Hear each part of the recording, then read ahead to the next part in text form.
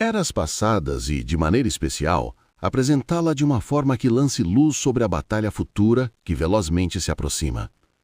Ao fazer isso, tentei selecionar e agrupar os acontecimentos da história da Igreja de uma forma que mostre o desdobramento das grandes verdades que foram dadas ao mundo em épocas diferentes, as quais incitaram a ira de Satanás e o ódio da Igreja que ama o mundo, as quais foram preservadas pelo testemunho daqueles que, diante da morte, não amaram a própria vida.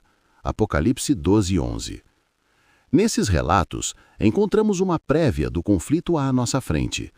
Olhando para eles à luz da palavra de Deus e com a iluminação de seu Espírito, conseguimos enxergar os enganos de Satanás revelados e os perigos que devemos evitar se quisermos ser achados imaculados perante o Senhor por ocasião de sua vinda. Apocalipse 14:5. Os grandes acontecimentos que marcaram o progresso da reforma em eras passadas são questões históricas, bem conhecidas e universalmente aceitas pelo mundo protestante. São fatos que ninguém é capaz de refutar. Apresentei brevemente essa história de acordo com a perspectiva deste livro, resumindo os fatos no espaço suficiente para apresentar uma compreensão adequada de seu significado para nós.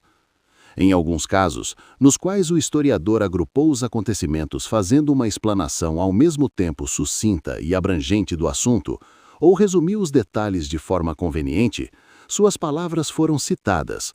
Para alguns deles, porém, não se deu crédito específico, uma vez que as citações não foram feitas com o propósito de citar tal autor como autoridade, mas somente porque sua declaração oferece uma apresentação conveniente e convincente do assunto.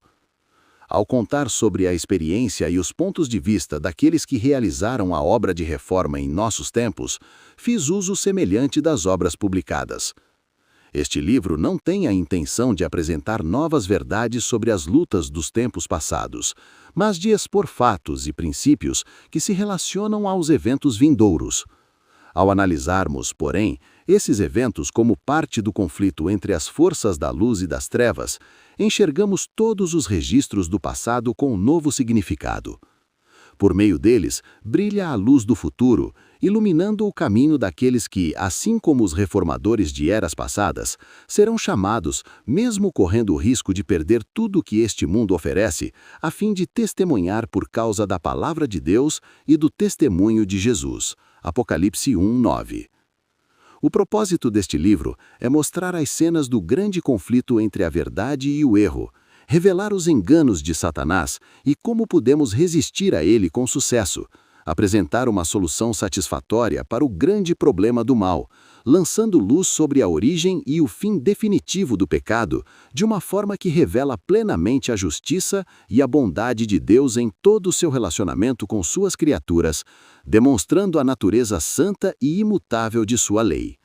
Minha fervorosa oração é que, por meio da influência deste livro, os leitores sejam livrados do poder das trevas e se tornem dignos de participar da herança dos santos no reino da luz.